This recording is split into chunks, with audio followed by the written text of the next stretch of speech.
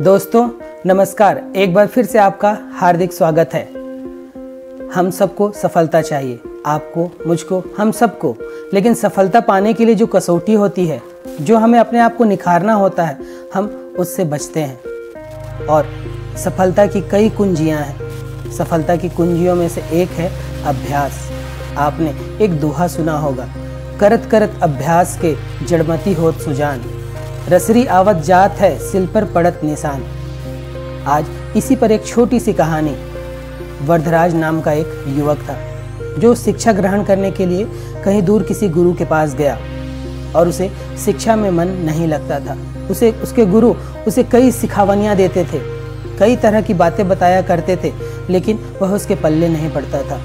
वहाँ उसे मूर्ख माना जाता था। वह सीखना ही नहीं चाहता था क्योंकि वह अभ्यास करने से बचता था, वह आलस्य में आता था।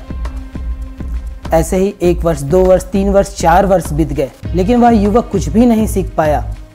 वह सीखना चाहता था, कहीं ना कहीं उसके भीतर से आता था कि सारे लोग सीख रहे हैं लेकिन मैं नहीं सीख पा रहा। उसके भीतर से एक उत्कंठा आती थी कि मुझे भी सीखना है, लेकिन चूंकि अभ्यास वह नहीं करता था, जो चीज़ें उसके गुरु सिखाया करते वह उसका अभ्यास नहीं करता, इसलिए वह उसमें पारंगत नहीं हो पा रहा था। अंत में गुरु को कहना पड़ा कि तुम सब छोड़ो, अब जाकर तुम अपने जो घर है वहाँ पर खेती बाड़ी में ध्यान दो, शायद वहाँ से तुम अपनी जीविका उपार्जित कर सको।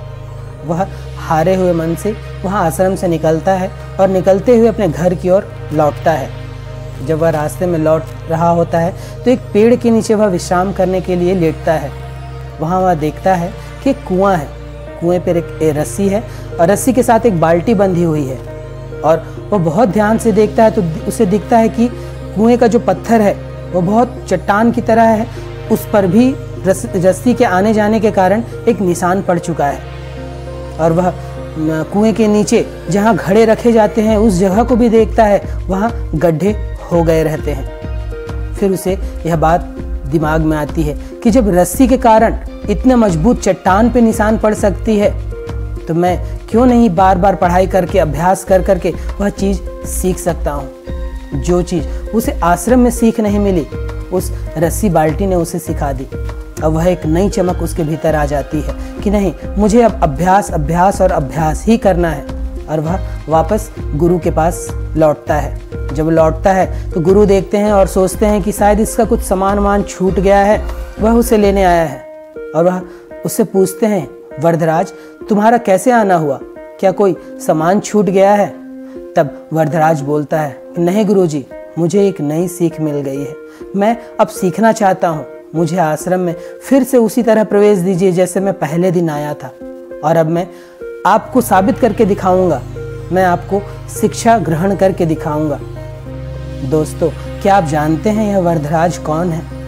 यह पाणिनि के बाद संस्कृत के सबसे बड़े विद्वान माने जाते हैं। यह उसी वरदराज की कहानी है जो एक समय जड़मती यानी मूर्ख व्यक्ति था और आज वह संस्कृत के विद्वान लोगों में से जाना जाता है। यही है अभ्यास की ताकत। मैं आपको एक और उदाहरण, आज के युग से, आपने सचिन तेंदुलकर का नाम सुना होगा। सचिन एक छोटा युवक जो विनोद कांबली के साथ जिसने रिकॉर्ड के अंबार लगाए, जिसके पार्टनरशिप के रिकॉर्ड अभी जाकर टूटे हैं, और वह रिकॉर्डधारी दोनों प्लेयर कांबली और सचिन।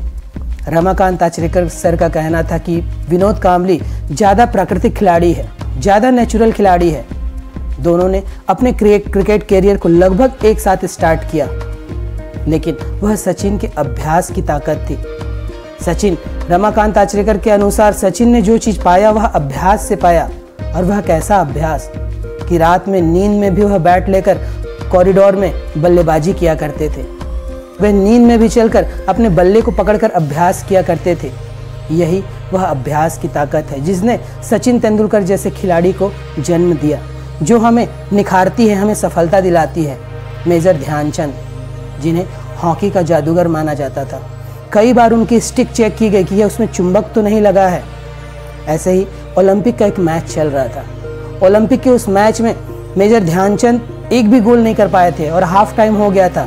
तो जो टीममेट्स थे, टीम के खिलाड़ी थे, उन्होंने पूछा कि मेजर आज क्या कर रहे हो, ऐसे तो हम हार जाएंगे। ओलंपिक जैसी प्रतियोगिता हो रही थी और मेजर ध्यानचंद ने कहा कि पोस्ट चेक कराओ, मुझे कुछ गड़बड़ लग रहा है। ओलंपिक जैसी प्रतियोगिता जहां चूक होने की संभावना बहुत कम हो सकती है, और मेजर ध्यानचंद अपने प्रैक्टिस के अभ्यास से बोल रहे हैं कि मैदान को चेक कराओ, कहीं कुछ गड़बड़ है। और मेजर ध्यानचंद के कहने पर वाकई में गोल पोस्ट को चेक किया गया और गोल पोस्ट लगभग आधा से 1 फुट छोटा था।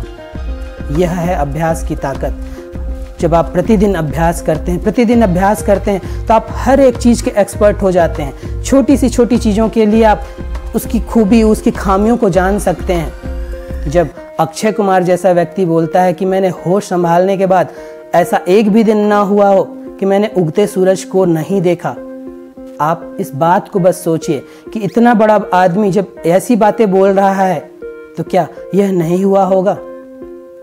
यह बहुत बड़ी बात है कि जब से उसने होश संभाला तब से उसने उगते सूरज का दर्शन हर दिन किया है। मिल्खा सिंह 90 वर्ष के हैं और वे कहते हैं कि जब से उन्होंने दौड़ना चालू किया है उन्होंने ग्राउंड को एक दिन भी नहीं छोड़ा है। यह बहुत बड़ा कथन है। हम सब कुछ दिन के लिए कोई चीज़ स्टार्ट करते हैं किसी की प्रेरणा से, कह रहे अमुक व्यक्ति ये करने से सफल हो गया, और हम उस चीज़ को शुरुआत करते हैं शायद 10 दिन, 15 दिन, 1 महीने, 2 महीने, लेकिन उसके बाद फिर हम आराम तलबी में आ जाते हैं। हम अपने कंफर्ट जोन में खुश रहने लगते हैं। हमको वह ठंड की रजाई अच्छी लगने लगती है, हमको वह सुबह की नींद प्यारी लगने लगती है। फिर हम सफल कैसे हो पाएंगे। और सफलता का कई सूत्र हैं और उसमें एक बहुत ज़रूरी सूत्र है, वह है अभ्यास। जब आपका अभ्यास प्रतिदिन होगा, ऐसा नहीं है कि सचिन तेंदुलकर अगर क्रिकेट के भगवान बने तो उन्होंने एक दिन की छुट्टी मारी होगी कि चलो आज मैं अपने लिए समय देता हूँ, आज मैं बैठकर टीवी में कुछ चीज़ें देख लेता हूँ। उन्होंने हर दिन ग्राउंड जाना ही सही समझा होगा। यही है अभ्यास की ताकत। इस तरह से जब आप अभ्यास करेंगे, आपको जिस चीज़ में भी सफल होना हो वह अभ्यास ही आपको सफलता दिलाएगी। और वह अभ्यास कैसा, उस अभ्यास में आपका कि वह सबसे बड़ी ज़रूरत है आपकी।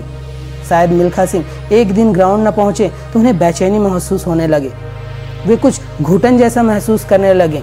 सचिन तेंदुलकर या विराट कोहली या ऐसे कई सफल प्लेयर, महेंद्र सिंह धोनी, शायद एक दिन बल्ला नेट्स पे ना जाए, पसीना ना बहाए तो उन्हें खराब लगने लगे। इस तरह का अभ्यास। एक बार एक युवक सुकरात के पास पहुंचा। उसने सुकरात से कहा कि मैं सफल होना चाहता हूं, आप तो इतने बड़े गुरु हैं, आप मुझे सफलता का सूत्र बताइए। सुकरात ने उसे कहा, तू कल सवेरे मैं जब सैर पे जाता हूं तब मेरे पास आना, हम सैर पर चलेंगे, मैं उस समय तुझे सफलता का सूत्र बता दूंगा कि सफलता किस तरह मिलती है। वह युवक अगले सुबेरे भोर में वह सुकरात के पास पहुंचा। सुकरात मॉर्निंग वॉक के लिए निकला करते थे। अब वह युवक सुकरात के साथ चल रहा था। चलते चलते वह एक नदी के पास पहुंचे। जब नदी के पास पहुंचे तो सुकरात ने शिष्य ने सुकरात से कहा कि गुरुजी अब तो मुझे बता दीजिए कि कैसे सफलता पाई जाती है, अब तो सैर भी हो गई। सुकरात ने कहा, चल पहले हम नदी पार कर लेते हैं। और जब वे नदी पार कर रहे होते हैं और आधी नदी तक पहुंचते हैं और जब गले तक पानी आ जाता है, सुकरात उससे थोड़े लंबे थे। सुकरात क्या करते हैं, उसका स्तर दबाकर पानी पर उसे बुरी तरह अंदर डाल देते हैं। अब उस युवक का दम घुटने लगता है। अब वह पूरी ताकत लगाता है, पूरी ताकत के साथ वह सुकरात जैसे व्यक्ति को पीछे धकेल देता है। तब सुकरात पूछते हैं, अब समझा तू सफलता का सूत्र क्या है? तब युवक कहता है कि मैं नहीं समझा, आप तो मुझे मार डालते। तब सुकरात ने कहा कि अभी तुझे क्या चीज़ की सबसे ज़्यादा ज़रूरत थी? तब वह युवक कहता है कि सांस की। उस सांस को पाने के लिए मैंने अपना पूरा ताकत लगाया और मैंने आपको भी पीछे धकेल दिया। सुकरात ने कहा कि वही चीज़ बस चाहिए सफलता के लिए, कि जो भी चीज़ तू कर रहा है वह तेरी सबसे प्राथमिक ज़रूरत होनी चाहिए। यही है सफलता का सूत्र दोस्तों। आपको उसकी प्यास, उस ऑक्सीजन, उस प्राणवायु की तरह ज़रूरत महसूस होनी चाहिए और उसका प्रतिदिन अभ्यास। ऐसा नहीं कि एक दिन, 2 दिन, 1 महीने, 3 महीने, 6 महीने के अभ्यास से आप सफलता पा जाएंगे। वह अभ्यास आपको प्रतिदिन करना पड़ेगा। वह कोई सा भी फील्ड हो, वह खेल हो, वह राजनीति हो, वह आर्ट की दुनिया हो, वह कलाकारी की दुनिया हो, वह कोई बिजनेस हो, जब आप प्रतिदिन उस काम को समय देते हैं, एक नियत समय पर खूब उस पर दिल लगाते हैं, वैसे ही जैसे उस युवक को सांसों की ज़रूरत थी, वह आपकी प्राथमिक ज़रूरत होनी चाहिए। और अभ्यास और अभ्यास और अभ्यास, इसका कोई शॉर्टकट नहीं है। सचिन तेंदुलकर का एक और उदाहरण मुझे याद आ रहा है, ब्रैड हॉग, एक नया खिलाड़ी ऑस्ट्रेलिया की तरफ से, चाइनामैन बॉलर आया हुआ था, पहला मैच खेल रहा था और सामने सचिन तेंदुलकर जैसा दिग्गज, और पहले ही मैच में उसने सचिन को आउट करने की उपलब्धि हासिल की। यह उस नवयुवक के लिए बहुत बड़ी उपलब्धि थी। अपने पहले ही मैच में सचिन तेंदुलकर, जिसे उस समय तक क्रिकेट का भगवान माना जा चुका था, उसका विकेट लेना।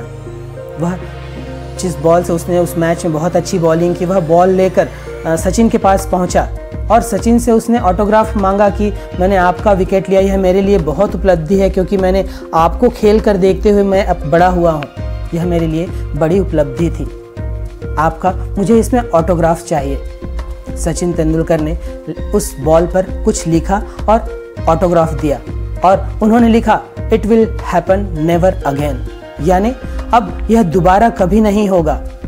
और उसके बाद 30 से 35 बार ब्रैड हॉग और सचिन का आमना सामना हुआ, T20, वनडे, IPL सब मिलाकर, लेकिन ब्रैड हॉग फिर दोबारा उनका विकेट नहीं ले पाए। तो क्या ऐसा हुआ, सचिन वो लिख लेने के बाद कहीं पार्टी में चले गए, वे मौज मस्ती करने लगे, या वो बैठकर टेलीविज़न देखने लगे, या वो मोबाइल में कोई चीज़ें चलाने लगे? अवश्य उन्होंने उस पर काम किया, अभ्यास किया, अभ्यास किया, अभ्यास किया। शेन वॉर्न का भी उदाहरण है। शेन वॉर्न बहुत बड़ी हस्ती हो चुके थे, खतरनाक बॉलर के रूप में उन्हें जाना जाता था, स्पिन गेंदबाजी करते थे, लेकिन उनका खौफ था। और 1996 का ऑस्ट्रेलिया दौरा, आप सबको मालूम है, उससे पहले सचिन तेंदुलकर स्वीप शॉट नहीं खेला करते थे। उन्होंने अपने जीवन में कभी स्वीप शॉट नहीं खेला था, लेकिन उनको मालूम था कि अब शेन वॉर्न से आमना सामना होने वाला है, और शेन वॉर्न तब तक बहुत खतरनाक बॉलर हो चुके थे। सचिन तेंदुलकर संजय मांजरेकर के पास गए और उन्होंने उनसे स्वीप शॉट सीखा। क्या शेन वॉर्न आ रहे हैं बोल के वे चुपचाप बैठ गए कि मुझे तो अपनी बैटिंग करनी है, मैं जैसा करता हूँ वैसा ही करूँगा? नहीं, उन्होंने उसके लिए अभ्यास किया, उन्होंने स्वीप शॉट सीखी। और क्या सीखी साहब, उसके बाद वे स्वीप के कई शॉट मारने लगे, केवल साधारण स्वीप ही नहीं, वे टिकल, टकल और पता नहीं उन्होंने कितने स्वीप का निर्माण कर दिया। वे 4 से 5 प्रकार से स्वीप शॉट खेल सकते थे। यह अभ्यास की ताकत है। यही अभ्यास, फिर से मैं सचिन तेंदुलकर का उदाहरण दूंगा। साउथ अफ्रीका का दौरा जाना था, वहाँ की पिच बहुत तेज, जहाँ बोला जाता कि तूफान की गति से लाल गेंद आया करती थी, जो किसी बम या बम वर्षा से कम नहीं थी, जहाँ एक चूक इंसान को चोट दिला सकती थी। सचिन ने उसके लिए भी नए तरह का अभ्यास किया। सचिन ने आंख पर पट्टी बांधकर, बॉलिंग मशीन से बॉल को फेंकी गई बहुत तेज रफ्तार के साथ, और आंख पर पट्टी बांधकर उन्होंने गेंद की आवाज को सुनकर बल्लेबाजी का अभ्यास किया। आपने पिछले कुछ दिनों पहले यूट्यूब और बाकी जगह पर वीडियो भी देखा होगा, सचिन आंख बंद कर बल्ले पर बॉल को टिकल कर रहे थे। यह उनकी अभ्यास की ही ताकत थी। यही अभ्यास की जरूरत हमें चाहिए। जब आप इस तरह का अभ्यास करेंगे तभी सफलता आपके पास आ पाएगी, वरना आप अपने कंफर्ट जोन में रजाई के अंदर घुसे रहिए या टेलीविज़न के सामने बैठकर अपने समय को काटते रहिए। एक दिन समय भी आपको काट डालेगा। अमेज़न नदी का आपने नाम सुना होगा। अमेज़न इतनी बड़ी नदी है कि विश्व की जो सबसे लंबी और बड़ी नदियां हैं, उतना पानी अकेले अमेज़न पर है। वह कितने सालों से लगातार बह रही है। वर्ल्ड की सबसे बड़ी 7 नदियों के पानी के बराबर पानी को लेकर बह रही है। वह इतनी बड़ी, इतनी विशाल नदी है। लेकिन जहाँ अमेज़न शुरुआत होता है, जहाँ उसका मुहाना है, जब वहाँ पर पहुँचा गया तो वहाँ बस एक पानी की टप टप टप बूंद लगातार टपक रही है, कितने वर्षों से, जाने कितने वर्षों से। और वह टप पानी की बूंद जो टप टप टप टपक रही है, उसने ही अमेज़न का निर्माण किया है। वह कई वर्षों से, पता नहीं कितने वर्षों से लगातार टपक रही है। उस टपटपाहट ने ही अमेज़न जैसी बड़ी नदी को जन्म दिया है। क्या कोई विश्वास कर सकता है कि जो बस पानी की बूंद जो टपक रही है वह अमेज़न जैसे बड़ी नदी का निर्माण कर सकती है? यही है अभ्यास की ताकत। जब आप प्रतिदिन ऐसा अभ्यास करते हैं, ब्रूस ली कहा करते थे कि मुझे एक साल में बहुत जो कई घंटे प्रैक्टिस करके आया उससे डर नहीं लगता है, वह जो रोज 1 घंटे की प्रैक्टिस करता है मुझे उससे डर लगता है। यही है अभ्यास की ताकत। उसमें रेगुलरिटी होनी चाहिए। ऐसा नहीं होना चाहिए कि आपने 2 दिन अभ्यास किया और 3 दिन का गैप कर लिया, आपने 4 दिन का अभ्यास किया, 3 दिन का गैप कर लिया। इससे नहीं होगा। उस अमेज़न नदी की जो मुहाना है, जो वह टपक रही है, लगातार टपक रही है, जिससे इतनी बड़ी नदी बन गई है, तो आपकी प्रतिदिन का अभ्यास ही आपको सफलता दिलाएगा।